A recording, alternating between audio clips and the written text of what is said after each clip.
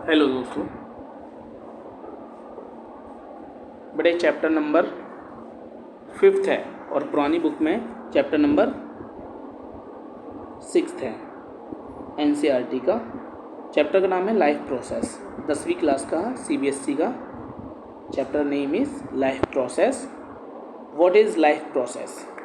Life process क्या होता है? बहुत आसान है बेटा। लाइफ प्रोसेस क्या होता है? चैप्टर 5th याद रखेंगे, चैप्टर 5th है ये। What is life process?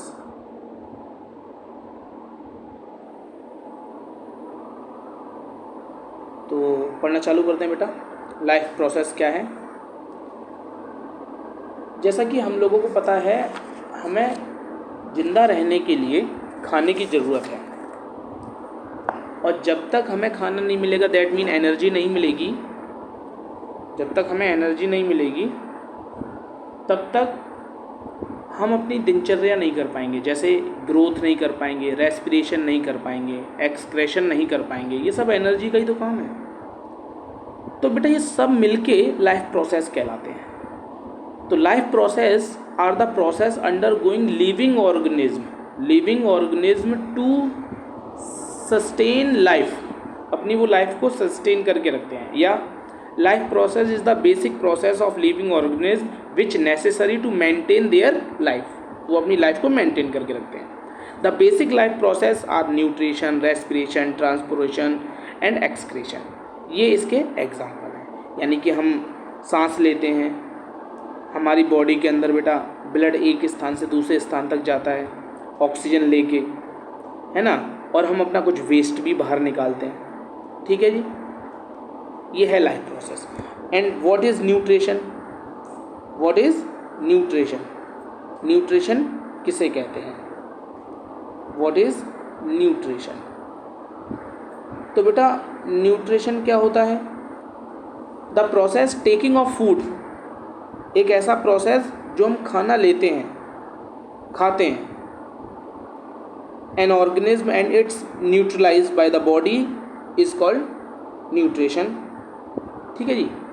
The process of taking food inside the body and converting into the smaller molecules which can be absorb by the body is called nutrition. ठीक है।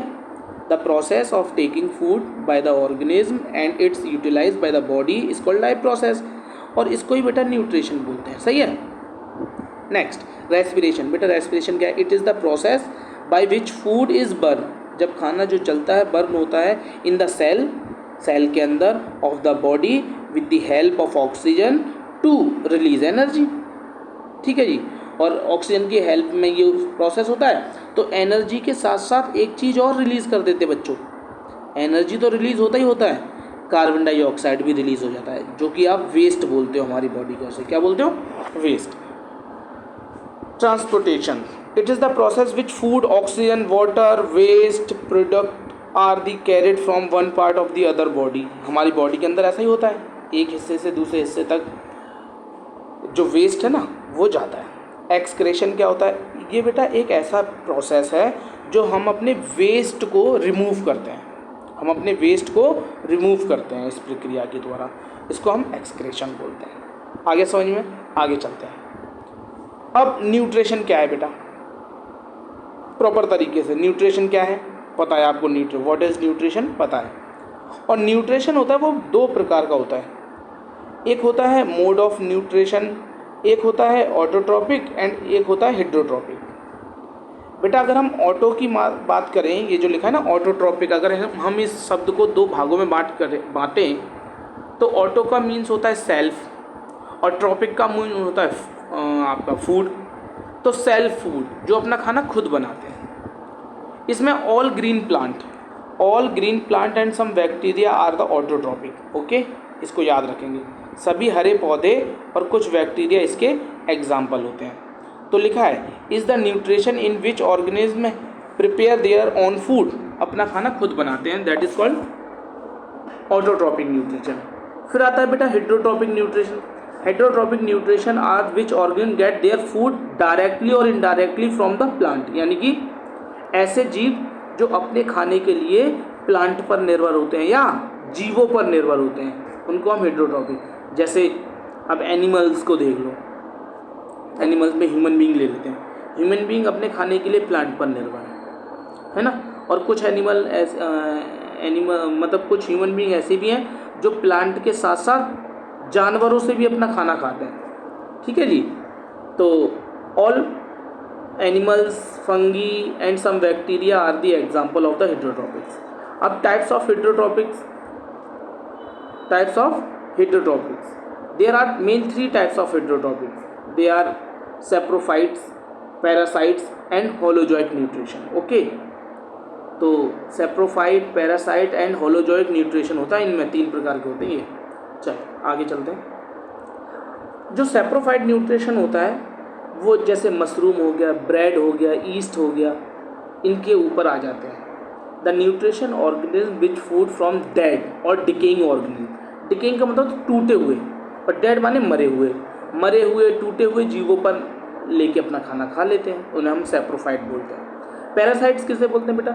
जैसे आपने देखा होगा जूं पड़ जाती है बालों के अंदर हैं, या जब हम सोते हैं तो वहाँ पे खटमल हो जाते हैं, तो ये जीव ऐसे हैं जो अपने शरीर पे जिंदा ना रह के किसी दूसरे के शरीर पे जिंदा है, इसे हम पैरासाइट्स बोलते हैं। यानी कि ये होस्ट कर लेते हैं, क्या कर लेते हैं? होस्ट कर लेते हैं, किसी दूसरे ऑर्गेनिज्म को ये अपना होस्ट बना लेते हैं, उस पर निर्भर रहते हैं। अब जैसे यहाँ पे देखो, यहाँ देखो जरा आप, ये देख रहे हो आप रेड पेन से जहाँ मैं सर्कल कर रहा हूँ, ये बेटा कसकटा है, ये बेल सी पीली पीली सी होती है ये बेल, और ये बेल पूरे तरीके से किसी भी पौधे से रैप कर लेती है, पूरी लपेट लेती है, जिससे खाना तो प्लांट बना रहा है लेकिन उससे खाना खुद लेती रहेगी। तो हम इसका एग्जाम्पल कसकटा याद रखेंगे। 3-4 एग्जाम्पल आपको याद रखने हैं इनके, ठीक है, ध्यान से याद कर लेना। नेक्स्ट आता है बच्चों होलोजोइक न्यूट्रिशन। जैसे होलोजोइक न्यूट्रिशन आप ये देख रहे हो, ये 2 हिस्से अमीबा के, अमीबा इन दोनों हिस्सों से पूरे खाने को निगल जाता है, और क्योंकि अमीबा का लो ऐसे स्ट्रक्चर बनाते हैं, आपकी किताब में बहुत अच्छा स्ट्रक्चर दे रखा है, ये लो ऐसे करके, तो खाना यहाँ है, ठीक है, खाना यहाँ है, तो अमीबा उस खाने को पूरा खा लेगा, निगल जाएगा। ठीक है, हम लोग भी ऐसा ही करते हैं, हम लोग भी क्या करते हैं, खाने को लेते हैं बाइट को और पूरा इनहेल करते हैं। ओके, तो अमीबा भी यही कर रहा है, लेकिन अमीबा का कोई स्पेशल अंग नहीं है निकालने के लिए, हमारे हैं। तो in nutrition in which organism take food directly and then digest and absorb it, digest and absorb. Amoeba, paramecium, bird, fish, humans etc are the example of holozoic nutrition. Is that clear? Next, अब बेटा nutrition in plant. अब हमें plant के बारे में पता है, plant के अंदर जो न्यूट्रिशन होता है वो ऑटोट्रोपिक न्यूट्रिशन होता है, यानी कि प्लांट जो है अपना खाना सेल्फ प्रोडक्ट करता है। ठीक है बच्चों, प्लांट अपना खाना खुद बना लेता है, इसमें हमें किसी की हेल्प की जरूरत प्लांट को नहीं पड़ती। अच्छा एक बात और, प्लांट को लगभग 14 चीज़ों की जरूरत पड़ती है खाना बनाने के लिए, 14 कंपाउंड हम बोल सकते हैं। तो जिसमें से एक वाटर हो गया, है ना, वाटर हो गया, कार्बन डाइऑक्साइड हो गया, नाइट्रोजन हो गया, सल्फ़र हो गया, सोडियम हो गया, ये सारी चीज़ें, इनको ये सारी चीज़ें, सनलाइट हो गई, सनलाइट है ना, सनलाइट हो गई, क्लोरोफिल हो गया, क्लोरोफिल खुद पौधे के पास होता है। अच्छा एक क्वेश्चन का जवाब देना सब लोग, क्लोरोफिल का कलर कैसा होता है? ठीक है, और क्लोरोफिल की वजह से प्लांट के अंदर क्या होता है? तो बेटा क्लोरोफिल की वजह से प्लांट के अंदर ये रिएक्शन पूरी होती है। क्यों? क्योंकि क्लोरोफिल सनलाइट को एब्जॉर्ब कर लेता है। क्या कर लेता है? एब्जॉर्ब। तो देखो ये पहला पॉइंट लिखा है, एब्जॉर्ब ऑफ सनलाइट, यानी कि light energy by the chlorophyll. तो क्लोरोफिल लाइट एनर्जी को, जो सूरज से जो रोशनी आ रही है उसको एब्जॉर्ब कर लेता है और उसको कन्वर्ट कर देता है केमिकल एनर्जी से, उसको केमिकल एनर्जी को, लाइट एनर्जी को केमिकल एनर्जी में कन्वर्ट कर देता है। कौन करता है इस काम को? क्लोरोफिल करता है। तो यानी कि हम लोग कौन सी गैस छोड़ते हैं? Carbon dioxide, carbon dioxide. और प्लांट को पानी कहाँ से मिल गया? ज़मीन से। सही है जी। तो कार्बन डाइऑक्साइड हमसे ली उन्होंने, ज़मीन से उन्होंने पानी लिया, सूरज की रोशनी मिल रही है, क्लोरोफिल उनके पास खुद है ही, तो बेटा ये रिएक्शन करके C6H12O6 बना देंगे। ये ग्लूकोज का फॉर्मूला है। किसका फॉर्मूला है? ग्लूकोज। इसे ग्लूकोज बोलते हैं। और बेटा पानी जो है वो बाहर निकाल देंगे। अच्छा, प्लांट जो है वो पानी, देखो यहाँ पे पानी बाहर निकाल रखा है, तो क्वेश्चन आ गया, किसी ने सवाल पूछ लिया कि प्लांट जो है वो पानी को कहाँ से निकालता है, तो आपको आंसर लिखना है स्टोमेटा से निकालता है। क्योंकि प्लांट के अंदर जो पत्तियाँ होती हैं उन पत्तियों में छोटे छोटे छेद होते हैं, होल्स होते हैं, और वो होल्स खुल जाते हैं। जब वो खुल जाते हैं तो वहाँ से पानी निकलता है। अब जैसे ही वो खुले, वहाँ से पानी के साथ साथ दो चीज़ें और निकलती हैं। पानी तो निकलता ही निकलता है, वहाँ से बेटा ऑक्सीजन भी निकलता है। क्या निकलता है? ऑक्सीजन। इसी वजह से तो हमको ऑक्सीजन मिल रही है। और इसी साथ साथ में जब वो जैसे ही खुलता है तो कार्बन डाइऑक्साइड भेज भी दिया जाता है। तो यानी कि अब दो बातें आपको समझ में आ गई कि पानी कहाँ से निकलता है प्लांट के अंदर, तो आप लिख दोगे स्टोमेटा से निकलता है। और कुछ भी चीज़ निकलती है, हाँ, तो क्या निकलता है? ऑक्सीजन निकलता है। और क्या चला जाता है? Carbon dioxide. और कार्बन डाइऑक्साइड के साथ साथ ना बेटा कभी कभी बैक्टीरिया भी चले जाते हैं, वायरस भी चले जाते हैं, जिससे प्लांट को नुकसान हो जाता है, प्लांट ख़त्म हो जाता है, प्लांट मर जाता है, क्योंकि बीमारियों का रास्ता है। होल अगर खुलेगा तो उसमें बीमारी भी तो जाएंगी। चाहिए। अच्छा, फोटोसिंथेसिस क्या है? तो फोटोसिंथेसिस एक ऐसा प्रोसेस है, इस प्रोसेस में प्लांट अपना फूड बना लेता है। क्या बना लेता है? फूड। तो कैसे लिख के आओगे? It is the process by which plant prepare food by using carbon dioxide, water in the presence of sunlight and chlorophyll. In the presence of sunlight and chlorophyll, the food prepared is carbohydrate which is stored in the form of starch, और oxygen is release in the process. और कौन सी gas release होती है? Oxygen.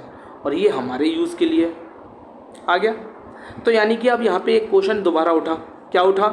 कि क्या plant पानी का नुकसान करता है? तो इसका आंसर क्या है? यस, करता है। पानी का नुकसान करता है। जो पानी हमारे यूज़ में हो सकता था वो प्लांट ने बाहर निकाल दिया, H2O बाहर निकाला। ठीक है बच्चों, आगे समझ में अच्छे तरीके से आगे करवा रहे हैं। The process of photosynthesis. अब बेटा ये 3 नंबर का सवाल है। ये वाला सवाल 3 नंबर का कई बार आ चुका है कि फोटोसिंथेसिस प्रोसेस में क्या क्या प्रक्रियाएँ होती हैं। तो ये पहली, दूसरी, तीसरी, 3 रिएक्शन होती हैं जो आपको याद रखनी पड़ेगी। ठीक है जी। नेक्स्ट, तो देखो यहाँ पे मैंने आपको एक चित्र बना रखा है। देखो जैसे सनलाइट, सूरज की रोशनी प्लांट के पास आती, प्लांट के पास क्लोरोफिल है ही, सही है। कार्बन डाइऑक्साइड उसे आउटसाइडर से मिल रही है और वाटर उसे ज़मीन से मिल रहा है, सही है। तो oxygen release and glucose is formed. ठीक है बच्चों, आगे समझ में आप लोगों को। नेक्स्ट टॉपिक, तो chlorophyll are the green pigment. Answer पता चल गया, मैंने आपसे पूछा था ना क्लोरोफिल। तो chlorophyll are the green pigment present in the leaf if we observe a cross section of the leaves. अगर हम लीफ की पत्तियों को काटेंगे तो माइक्रोस्कोप के अंडर में हम देखेंगे, we can see cell contain green dots like structure called chloroplast, और उन क्लोरोप्लास्ट के अंदर क्लोरोफिल भरा होता है। ओके, क्लोरोप्लास्ट के अंदर क्लोरोफिल भरा होता है। तो आप एक डायग्राम अच्छे तरीके से ऑब्जर्व कर लेंगे। अगला नेक्स्ट टॉपिक, स्टोमेटा। अभी मैंने आपको बोला था ना कि जब हम पत्तियों को काटते हैं और उन पत्तियों को काट के, बेटा जब हम पत्ती को काटेंगे और उस काटी हुई पत्ती का जब हम ऑब्जर्वेशन करेंगे माइक्रोस्कोप के अंदर, तो आपको किडनी जैसी 2 संरचनाएं बनी दिखाई देंगी, सही है। यहाँ पर ये जो आप देख रहे हो स्पॉट से डॉट स्पॉट, बेटा इनको बोलते हैं क्लोरोप्लास्ट। अभी मैंने बताया ना आपको क्लोरोप्लास्ट, और इनके अंदर क्लोरोफिल भरा होता है। और ये जो है ये, इसको बोलते हैं स्टोमेटा। आ गया समझ में क्या है स्टोमेटा? और ये जो आप 2 देख रहे हो इसको बोलते हैं गार्ड सेल। क्या बोलते हैं? गार्ड सेल, डी और सेल। ये गार्ड सेल क्या काम करते हैं? जब पत्तियों के अंदर पानी की मात्रा ज़्यादा हो जाती है तो गार्ड सेल जो है वो स्टोमेटा के होल को खोल देते हैं। यानी कि कौन खुलवाने में मदद करता है? Guard cell. अगर क्वेश्चन आता है कि स्टोमेटा कैसे खुलता है तो कौन इनकी हेल्प करता है? तो गार्ड सेल हेल्प करता है। अच्छा, उसके बाद what is the function of stomata?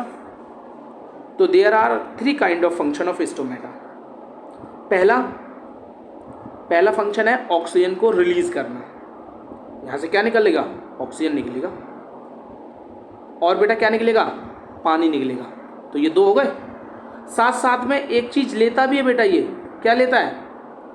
Carbon dioxide. क्या लेता है? क्योंकि उसे खाना तो आगे भी तो बनाना है, तो कार्बन डाइऑक्साइड ले लेता है। तो आ गया। ये मेन 3 फंक्शन होते हैं स्टोमेटा के। ठीक है बच्चों, पढ़ लो। Stomata are the tiny pores present in the leaf through which exchange of the gases in the place. Each stomata has the pair of the guard cell, okay, which control the opening and closing the stomata pore. When the water enter the guard cell, it swell, पत्ती यानी कि कौन swell हो जाता है? पत्ती swell हो जाती है, and the pore open, और जो है स्टोमेटा का छेद जो है वो खुल जाता है। When the guard cell lose water, it sink, और जब वो पानी बाहर निकल जाता है गार्ड सेल के द्वारा, तो बेटा वो सिंक माने पतली हो जाती है, सूख जाती है। द पोर लॉस क्लोज, और पोर जो है वो अब क्लोज हो गया, स्टोमेटा क्लोज हो जाएगा। ठीक है जी, इस प्रक्रिया को पूरे अच्छे तरीके से याद रखेंगे ढंग से। नेक्स्ट,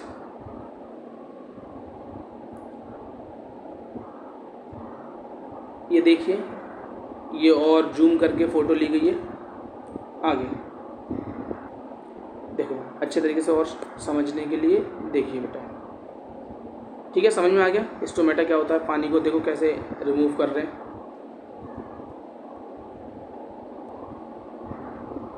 ठीक है जी, नेक्स्ट टॉपिक एक्टिविटी। बेटा 5 एक्टिविटीज़ अपने आप पढ़ लेना। ठीक है, इसके ऊपर से इसी साल 2024 में इसके ऊपर क्वेश्चन आया था, इस एक्टिविटी के ऊपर MC क्वेश्चन था 2 नंबर का। ठीक है, तो ध्यान से इस एक्टिविटी को पढ़ेंगे। जो आंसर था वो मैं आपको बता देता हूँ। यहाँ पे क्रोटॉन प्लांट जो दे रखा है, इसका एक एग्जाम्पल और पूछा था। तो एग्जाम्पल जो है वो है मनी प्लांट। ठीक है, एग्जाम्पल क्या है? Money plant. तो वही आंसर लिखना था, मनी प्लांट। नेक्स्ट एक्टिविटी, इसका बी पार्ट है कि carbon dioxide also necessary for the photosynthesis. तो आप ये एक्टिविटी करोगे। नेक्स्ट टॉपिक, तो बच्चों न्यूट्रिशन इन एनिमल की बात करते हैं। तो बेटा न्यूट्रिशन इन एनिमल में हम पहला न्यूट्रिशन पढ़ते हैं अमीबा का। तो अमीबा का न्यूट्रिशन देख लो, मैंने आपको पहले भी बताया था जब हमने पढ़ा था। इसके अंदर सूडोपोडिया आ जाते हैं। सूडोपोडिया मीन्स जैसे उंगली जैसी संरचनाएं, देखो है ना। तो ये अपने पूरे खाने को कैप्चर कर लेती हैं, और देखो पूरा डाइजेशन हो गया, यहाँ डाइजेशन हो रहा है। फिर खाना डाइजेस्ट होने के बाद वो कहीं से भी अपने इस वेस्ट को रिमूव करती हैं, क्योंकि रिमूव करना बहुत ज़रूरी है। तो ये प्रक्रिया है, प्रोसेस है कि how can get amoeba our food. तो amoeba is a unicellular animal living in water, in take a food by the forming finger like structure या projection called the pseudopodia and form a food to food vacuoles. Inside the food vacuoles the food is digested and absorbed. Okay, the food is sent through the surface of the cell, फिर वो कहीं से भी remove कर सकता है, वो उसका प्रक्रिया रहती है। तो ये एनिमल्स का हमने अमीबा के अंदर पढ़ा। बेटा नेक्स्ट आता है न्यूट्रिशन इन ह्यूमन बींग्स। सबसे इंटरेस्टिंग टॉपिक है न्यूट्रिशन इन ह्यूमन बींग्स। पहले तो ये पूरा 5 नंबर का क्वेश्चन आता था कम से कम 8-10 साल पहले, लेकिन अब ये क्वेश्चन एक साथ नहीं आता। अब ये क्वेश्चन जो है वो आपको पॉइंटों में पूछा जाता है, और आता वही 3-4 नंबर का है, लेकिन पॉइंट वाइज दे दिए गए हैं। तो पॉइंट वाइज दे दिए गए हैं तो वैसे आपको तैयारी करनी है। तो बेटा पहले समझ लेते हैं ये होता क्या है। देखो, तो सबसे पहले बच्चे माउथ में खाना आता है, इनहेल करते हैं हम लोग। ठीक है, अब जब भी हमारा जो खाना होता है वो सबसे पहली बात वो कॉम्प्लेक्स फूड होता है। आप इस बात को हमेशा याद रखेंगे कि हमारा जो खाना होता है वो कॉम्प्लेक्स फूड होता है, और उसको डाइजेस्ट होने के लिए लगभग 9 से 10 घंटे चाहिए ही चाहिए, क्योंकि our food is very complex food. तो ऐसे डाइजेशन नहीं हो जाता हमारा, हमारे को डाइजेशन के लिए प्रॉपर प्रोसेस चाहिए। तो सबसे पहला आता है मुंह, माउथ। अब माउथ के अंदर हमारे टीथ है। तो टीथ क्या काम करते हैं? टीथ जो है ना, उस जो हमने खाना खाया है उसको छोटे छोटे पार्ट्स में तोड़ते हैं। अब तोड़ दिया तो जीभ क्या काम करती है? जब हम खाना खाते हैं तो ये स्लेवरी ग्लैंड से सलाइवा निकलता है। तो सलाइवा उसके अंदर प्रॉपर मिक्स हो जाए खाने के अंदर, तो ये जीभ उसे रोटेट करती है खाने को। तो यानी कि दांत तोड़ते भी हैं और जीभ खाने को मिलाती भी है सलाइवा के साथ। ठीक है। जैसे जैसे ये प्रोसेस होता जाता है तो जो आगे की प्रक्रिया चालू होती जाती है। अब आगे का प्रोसेस है कि ये जो आप देख रहे हो फूड पाइप, इसको हम ईसोफेगस भी बोलते हैं। तो ये फूड पाइप के अंदर खाना एंटर करता है माउथ से। माउथ के अंदर खाना जो है वो गीला हो गया है with the help of salivary gland, saliva. और इनके अंदर एक एंजाइम होता है एमिलेज एंजाइम। कौन सा एंजाइम? एमिलेज। तो nutrition in human beings take place in the digestive system is it consist of the alimentary canal. बेटा ये यहाँ से लेके यहाँ तक जब तक कि निकल नहीं जाता, ये पूरी एलिमेंट्री कैनल कहलाती है। सही है बच्चों? पूरा एलिमेंट्री कैनल कहलाती है। And glands which produce enzyme, और जो हमारी बॉडी के अंदर ग्लैंड्स हैं वो एंजाइम प्रोड्यूस करते हैं, which break down food into smaller molecules, जो उस खाने को स्मॉलर मॉलिक्यूल्स में कन्वर्ट करते हैं। The main organs of the digestive system are mouth, oesophagus, stomach, small intestine, large intestine और एनस जो कि लास्ट है। The main glands are salivary gland और gastric glands, liver, pancreas, intestinal glands. Okay. अच्छा, paper में एक question आ जाता है ये जो गैस्ट्रिक ग्लैंड है वो कहाँ पर होती हैं? तो आप पहले याद रखो स्टमक के अंदर होती हैं। ठीक है बेटा। तो अब ये मेन ग्लैंड्स पढ़ ली हमने। ठीक है जी। मेन ऑर्गन्स पढ़ लिए जो हमारे एलिमेंट्री कैनल में काम आते हैं। उसके बाद ये देखिए स्ट्रक्चर सही है। अब पहले समझ लो, मुंह से खाना फूड पाइप में जाता है, फूड पाइप से स्टमक में जाता है, स्टमक से खाना जो है वो इंटेस्टाइन, छोटी आंतों में जाता है, स्मॉल इंटेस्टाइन, स्मॉल से बड़ी आंतों में जाता है, बड़ी आंत से एनस से हमारा बाहर कर दिया जाता है। ये प्रोसेस है। अब लेकिन ये प्रोसेस होता बहुत धीमा है, क्योंकि जब खाना स्टमक के अंदर आया तो खाने के साथ एसिड मिल रहे हैं, HCl। ठीक है, HCl मिल रहा है उसके अंदर। तो in mouth the food is broken down into smaller particles by the teeth and the mix with saliva from the salivary gland. Saliva contain enzyme salivary amylase which convert starch into sugar. याद रखना, starch को sugar में convert करता है। यानी कि आप अगर कड़वी मिर्च खाओ और आप उसको माउथ में रखो और बार बार उसे दांतों से चबाते रहो, तो पहले तो तीखा लगेगा लेकिन उसके बाद में वो मीठा टेस्ट आने लगेगा उसका, क्योंकि हमारा जो एमिलेज होता है, एमिलेज सलाइवा होता है वो मीठा होता है। Then the food pass through the oesophagus into the stomach.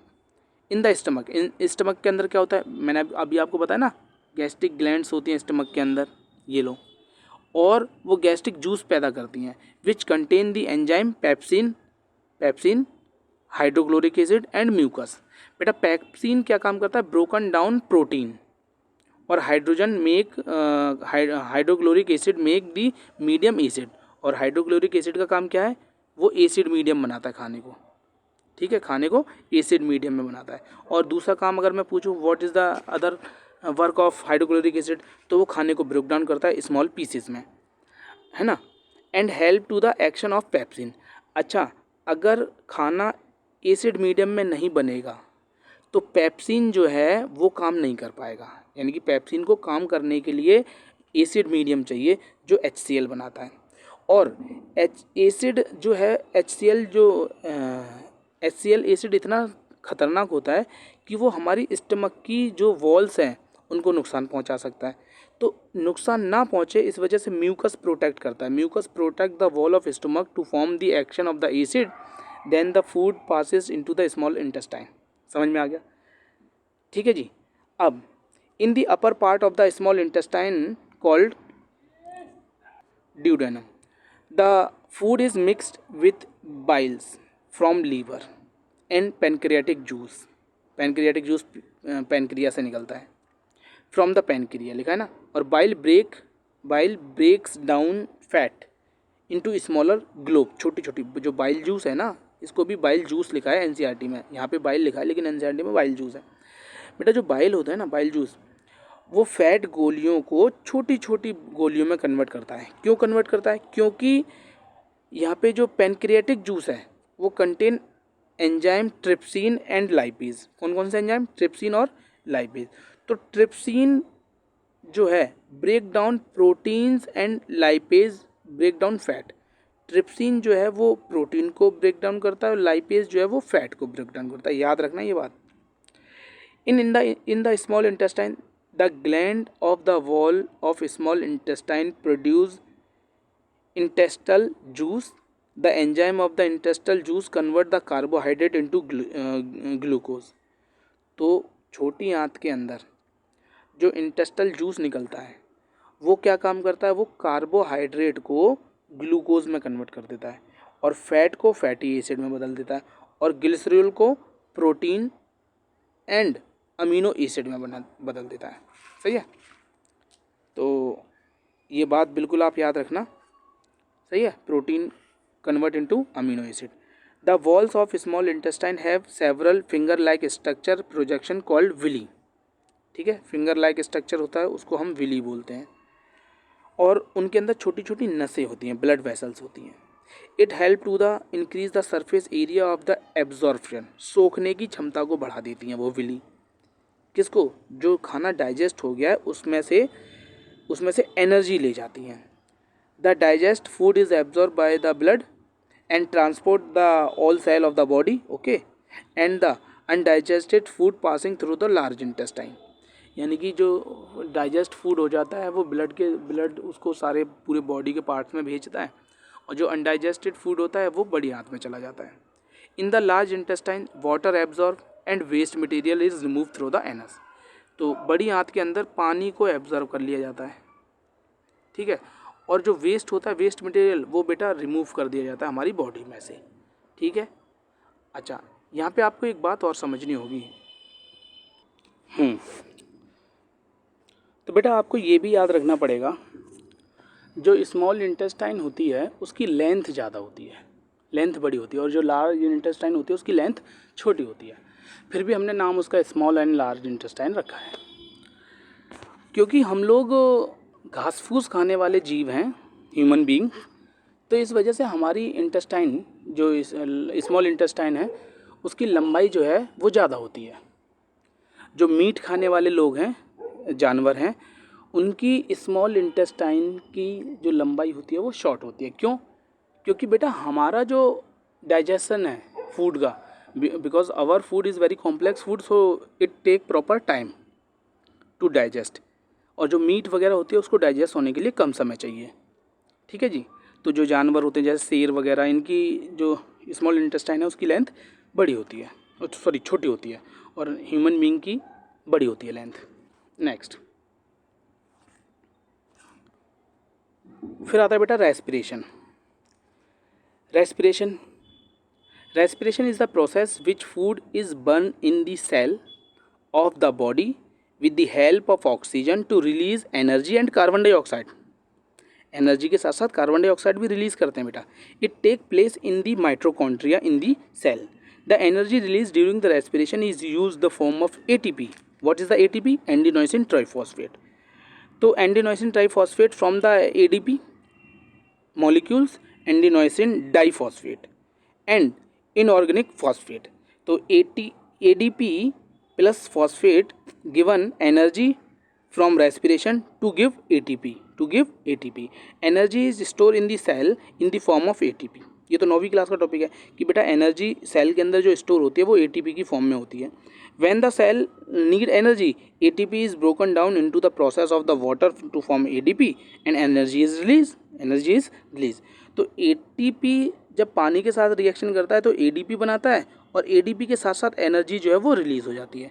Energy जो है वो अब ये एनर्जी हमारे काम आ जाती है, ठीक है। एनर्जी के साथ साथ कार्बन डाइऑक्साइड जो हम बाहर निकालते हैं वो तो रेस्पिरेशन से बाहर निकल जाता है। तो रेस्पिरेशन के अंदर ये जो प्रोसेस होता है वो हमारे माइटोकॉन्ड्रिया के अंदर होता है। तो इसी वजह से mitochondria is the power house of the cell. Mitochondria is the power house of the cell. Okay, अच्छा। तो टाइप्स ऑफ रेस्पिरेशन, बेटा respiration are two types, aerobic respiration और एनएरोबिक रेस्पिरेशन। वो aerobic respiration in presence of oxygen, taken place in the presence of oxygen, it produce more energy and product are carbon dioxide, water and energy। बेटा पानी बनता है, carbon dioxide बनता है और energy बनता है। बेटा एनर्जी हम पढ़ने लिखने खेलने कूदने के लिए लगाते हैं, पानी हमारा पसीने से बाहर निकल जाता है और कार्बन डाइऑक्साइड हम नाक से बाहर निकाल देते हैं। It taken in the most of the organism, ये सब मोस्ट ऑर्गेनिज्म में यही प्रोसेस होता है और इसके अच्छे एग्जाम्पल हम हैं, ठीक है। आगे समझ में। तो glucose, what is the formula of glucose? C6H12O6 glucose का फार्मूला है। तो ग्लूकोज जब प्रेजेंस ऑफ ऑक्सीजन के प्रेजेंस में रिएक्शन करता है इन साइटोप्लाज्म के अंदर, तो बेटा carbon dioxide, water and energy बनाता है। पहले वो पाइरूवेट में टूटता है, फिर पाइरूवेट इसमें टूटता है और ये रिएक्शन माइटोकॉन्ड्रिया के अंदर होती है। कहाँ होती है? माइटोकॉन्ड्रिया के अंदर। तो ये लिखा है ना प्रेजेंस ऑफ ऑक्सीजन, देखो ये है इंपॉर्टेंट, प्रेजेंस ऑफ ऑक्सीजन। ये प्रेजेंस ऑफ ऑक्सीजन ही बताता है कि जो रिएक्शन है वो अरेबिक रेस्पिरेशन है। समझ में आ गया बेटा? Aerobic respiration. फिर आता है anaerobic respiration. Anaerobic respiration taken place absence of oxygen, यहाँ ऑक्सीजन की जरूरत नहीं पड़ती, इट प्रोड्यूस लेस एनर्जी। तो जब ऑक्सीजन की जरूरत नहीं पड़ती तो एनर्जी भी कम प्रोड्यूस करेगा। The end product are the lactic acid and ethanol and carbon dioxide and energy. It taken place in muscles और ईस्ट, मसल्स और ईस्ट। जैसे हमने जब हम भगते हैं ना तो नाक से सांस प्रॉपर नहीं आती, तो जब नाक से नहीं आती तो हम मुंह खोल लेते हैं, मुंह से सांस लेते हैं। तो आपने सबने महसूस करा होगा जब हम मुंह से सांस लेते हैं तो हमारी बॉडी के अंदर that mean lack of oxygen हो रहा है, ऑक्सीजन की कमी हो रही है। तो जब ऑक्सीजन की हमारी बॉडी के अंदर कमी होती है तो तुरंत लैक्टिक एसिड बन जाता है, ठीक है बेटा, ये वाला, ये ध्यान से देखो। तो क्या बन जाता है? Lactic acid. तो लैक्टिक एसिड के साथ साथ एनर्जी बन जाती है। तो लैक्टिक एसिड जैसे ही बनता है तो हमारे में क्रैम्प आ जाते हैं बॉडी के अंदर। तो लैक्टिक एसिड के कारण क्रैम्प आता है, ठीक है।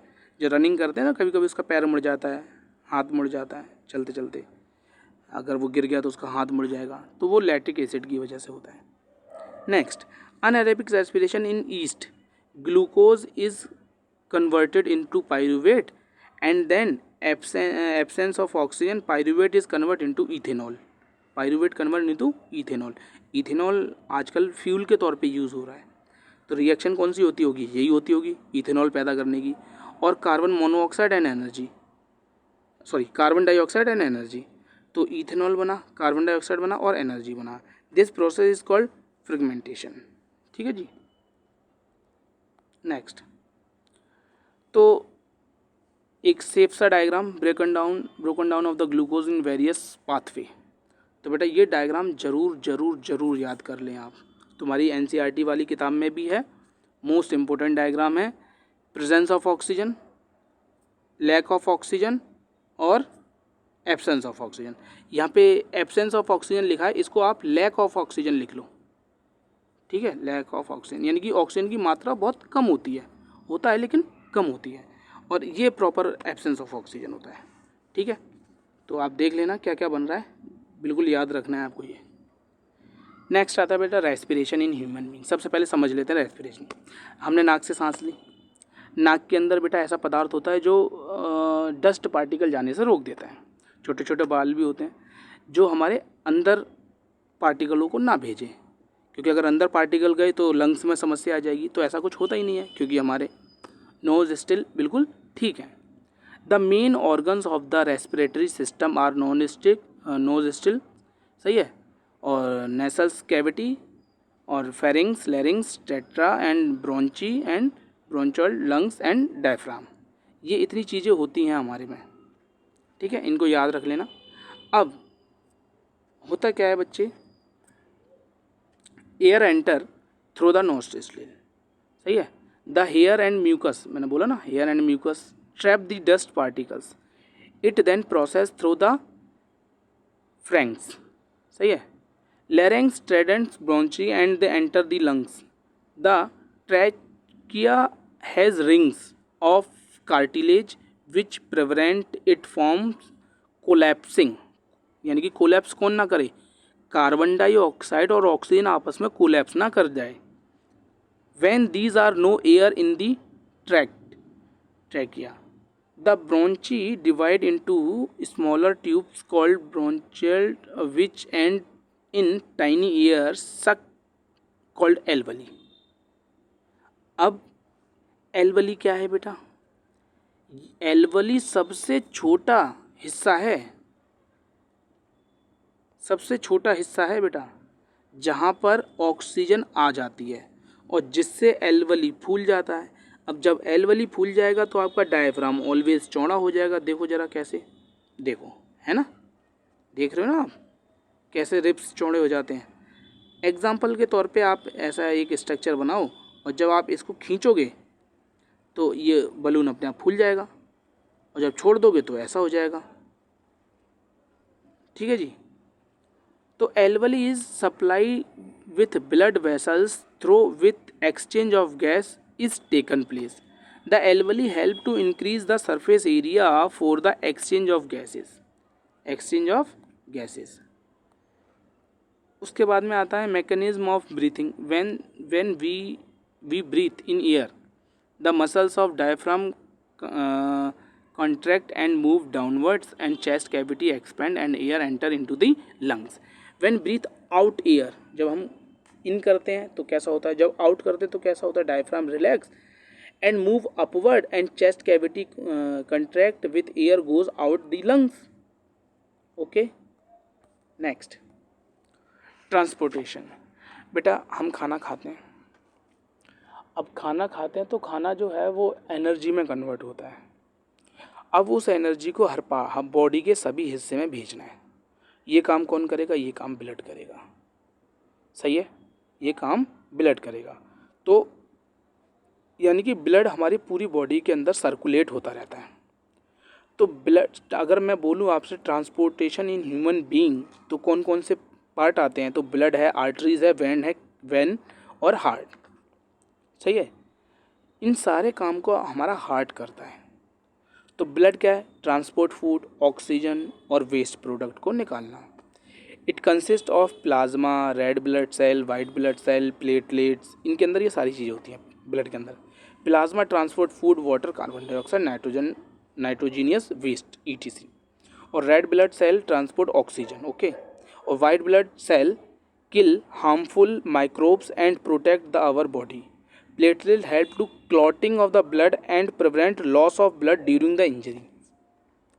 जैसे हमारा कहीं छोटा कट लग जाए तो खून निकलता रहता है, कुछ देर बाद वो खून निकलना बंद हो जाता है. वो खून निकलना बंद इस वजह से हुआ क्योंकि हमारी बॉडी के अंदर, हमारे ब्लड के अंदर प्लेटलेट्स हैं और वो पूरी बॉडी में ये देखती रहती है कि कहीं से ब्लड का नुकसान ना हो जाए. तो जहाँ से ब्लड का नुकसान होगा वो एक दीवार सी बना लेते हैं जहाँ से ब्लड निकलना बंद हो जाता है. ठीक है जी. आर्टरीज, आर्टरीज, वेन और कैपिलरीज समझने से पहले हम हार्ट के बारे में समझते हैं. ठीक है, तब समझ में आएगा. बेटा ये रहा हार्ट आपका. Heart is a muscle organ which pump blood to all the part of the body. It has 4 chamber. It has 4 chamber. The upper chamber called arteries and the lower chamber is called ventricle. Since the ventricle pump blood to the different organs it wall is thicker. यानी कि ventricle जो heart का जो हिस्सा है, जब वो blood को पंप करेगा तो जिस नस के द्वारा वो पंप करेगा वो मोटी होनी चाहिए. लिखा है ना थिकर, और उसको हम बोलते हैं आर्टिया यानी कि आर्टरीज. सही है. The right and the left chamber are separated the septum. It prevent the mixing of oxygenated and deoxygenated blood. यानी कि हमारा जो ब्लड है, हमारा जो हार्ट है वो राइट एंड लेफ्ट में बटा होता है. एक चैम्बर ये हो गया, दूसरा चैम्बर ये हो गया, तीसरा ये हो गया और चौथा है. तो 4 चैम्बरों में बटा है. लेकिन 4 चैम्बरों में भी पेयर है, 1 और 2 एक तरफ रहते हैं और 3 और 4 एक तरफ रहते हैं. तो ये इस वजह से रहते हैं कि बेटा ऑक्सीजनेटेड और डीऑक्सीजनेटेड ब्लड अलग रहे। डीऑक्सीजनेटेड ब्लड का मतलब है जिसके अंदर कार्बन डाइऑक्साइड मिला है, और ऑक्सीजनेटेड ब्लड का मतलब ये है जिसके अंदर ऑक्सीजन मिला है। तो the arteries and ventricle have valves between them to prevent blood following backward, और ये भी इंश्योर करती हैं कि जो ब्लड है वो बैकवर्ड ना आ जाए, तो उसे हम केवल पंप करना है। तो देखो एरो के निशान लगे हैं, तो यहाँ से ये पंप होता है ब्लड और पूरी बॉडी के अंदर फ्लो कर दिया जाता है। एक दूसरा डायग्राम देखो, देखो ये वाला डायग्राम देखो, ये प्रक्रिया होती क्या, ये रहा हमारा हार्ट, ये वाला जो हिस्सा है ना, ये बेटा ऑक्सीजनेटेड ब्लड है ये वाला, और ये जो ब्लू वाला हिस्सा है ये डीऑक्सीजनेटेड ब्लड है। तो ये ऑक्सीजनेटेड ब्लड, ये डीऑक्सीजनेटेड ब्लड। तो ऑक्सीजनेटेड ब्लड देखो पूरा बॉडी के अंदर गया, ऊपर भी जा रहा है इधर भी जा रहा है, और पूरी बॉडी के अंदर सब सारे ऑर्गन्स के पास गया। उसके बाद में वेंस, कौन सी नसें, वेंस इस काम को करती हैं कि ये पूरा हमारा दोबारा हार्ट के पास पहुंच जाए। फिर बेटा हार्ट के दो काम हैं आपके, कितने काम हैं हार्ट के, दो काम हैं। पहला काम है ऑक्सीजन ब्लड के साथ में मिलाना, ऑक्सीजन ब्लड के साथ में मिलाना, तो उस ब्लड को हम कहेंगे ऑक्सीजनेटेड ब्लड। दूसरा काम है कार्बन डाइऑक्साइड और ब्लड को छानना, क्योंकि जो डीऑक्सीजनेटेड ब्लड आता है उसमें से कार्बन डाइऑक्साइड को अलग करना पड़ता है और ब्लड को अलग करना पड़ता है। और ब्लड को जब हम कार्बन डाइऑक्साइड को अलग कर देंगे तो कार्बन डाइऑक्साइड बेटा आपके सेम प्रोसेस, कौन से वाले प्रोसेस से, इस वाले प्रोसेस से एल्वली के पास आएगी, एल्वली से नोज़ के द्वारा वो शरीर से बाहर निकाल दी जाती है, क्या, कार्बन डाइऑक्साइड। तो ये प्रोसेस वहाँ पे आ जाता है। अब जब हम हार्ट की बात करते हैं तो ये देखो, अब देखो, तो जब हम हार्ट की बात करते हैं तो आर्टरीज जो होती हैं वो carry pure blood to the heart all part of the body, and they have thicker walls, do not have valves. यानी कि ये थिकर होती हैं, और एक शब्द इसमें और जोड़ लेना, ये फ्लेक्सिबल होती हैं, लचीली होती हैं बेटा। वेंस कैरी इम्प्योर ब्लड, ये इम्प्योर ब्लड को हमारे शरीर से कलेक्ट करती हैं और हार्ट के पास पहुंचा देती हैं। अब इन वॉलों को थिकर होने की ज़रूरत नहीं है बेटा। क्यों थिकर होने की ज़रूरत नहीं है, क्योंकि जब ब्लड हमारी पूरी बॉडी में से लिया जाता है ना तो उसकी स्पीड जो है वो कम होती है, धीमी होती है। तो जब स्पीड धीमी होगी तो उसे प्रेशर कम होगा उसका, क्योंकि जब हमारे हार्ट से जो ब्लड पंप होता है उसका प्रेशर बहुत हाई होता है। तो प्रेशर हाई होता है तो इसका मतलब है ऐसी नस होनी चाहिए जो वो प्रेशर झेल पाए। तो आर्टरीज इसी वजह से मोटी होती हैं। Capillary are the very narrow blood vessels which contain arteries and veins together. The exchange of food, water, oxygen, carbon dioxide etc between the blood and cell taken place through the capillary.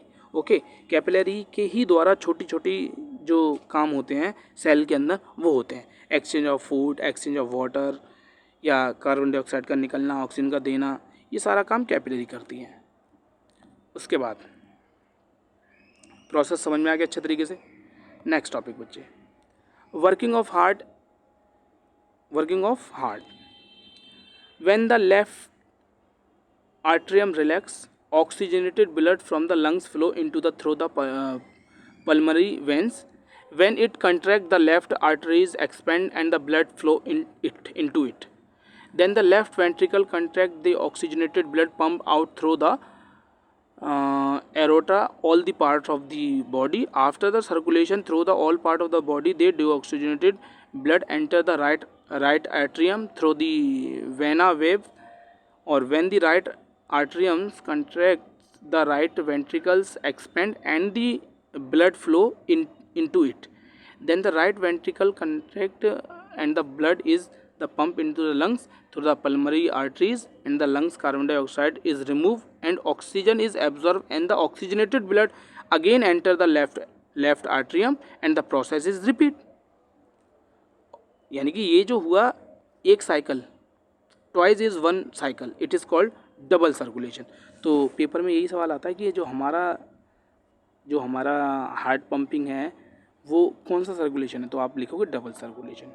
ठीक है बच्चों। फिर आता है Lyme's. ये colourless fluid होता है और इंटरसेलुलर स्पेस में होता है। It is form plasma which escape from the capillary. Limes drain into the lymphatic capillary which form lymph vessels and join into the large veins. Okay. Next, the heart is, अब जो other जैसे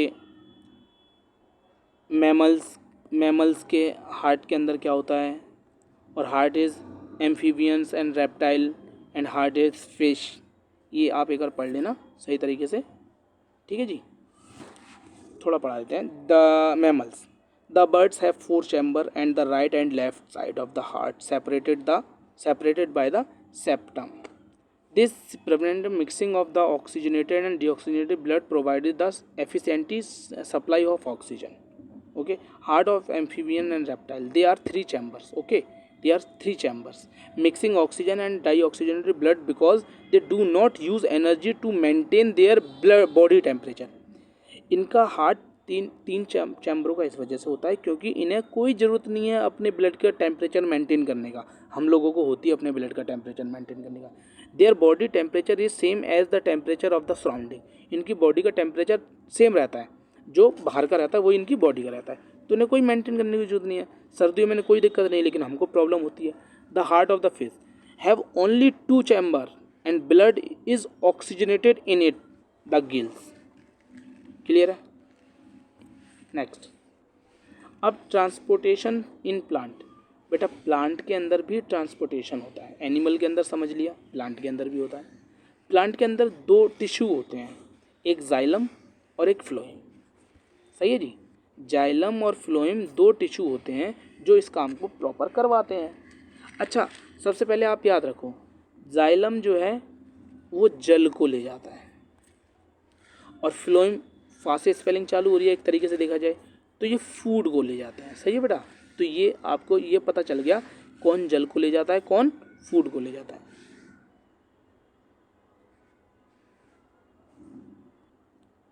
transport water and minerals from the roots to all part of the plant. It consist of xylem vessels. Water and minerals enter the root by the diffusion. Then due to the transpiration, the suction force help to transpiration in the section of the force help to the upward movement of water and the minerals.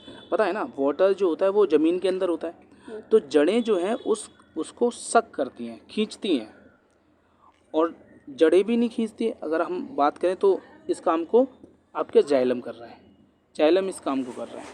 ठीक है बेटा। और उसके बाद देखो ध्यान से, उसके बाद पानी जो है वो पत्तियों के पास जाएगा। अब वही पत्तियों वाला प्रोसेस। ठीक है। अब पत्तियों के अंदर स्टोमेटा खुलेगा, स्टोमेटा पानी को जो है वो लॉस करेगा। तो स्टोमेटा जब पानी को लॉस करता है तो इसको ट्रांसपिरेशन कहते हैं। क्या कहते हैं? ट्रांसपिरेशन। इवेपोरेशन नहीं बोलते, इवेपोरेटेड जो यहाँ पे लिखा है ये इवेपोरेटेड मत लिख देना, ट्रांसपिरेशन बोलते हैं इसको। ठीक है, ध्यान से। अब नेक्स्ट आता है बेटा फ्लोएम। अब जैसा कि मैंने आपको पहले बता दिया है, फ्लोएम जो है फूड को ले जाता है। जाइलम और फ्लोएम की अगर हम बात करें तो ये फूड को ट्रांसपोर्ट करता है।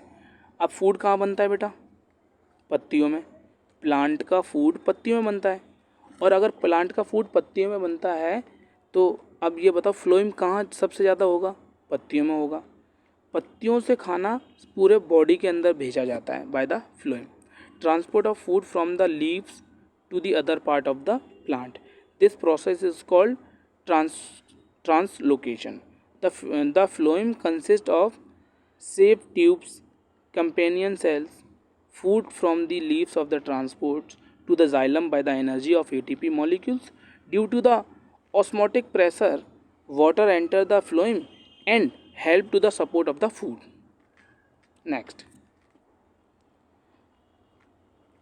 नेक्स्ट है बेटा एक्सक्रेशन.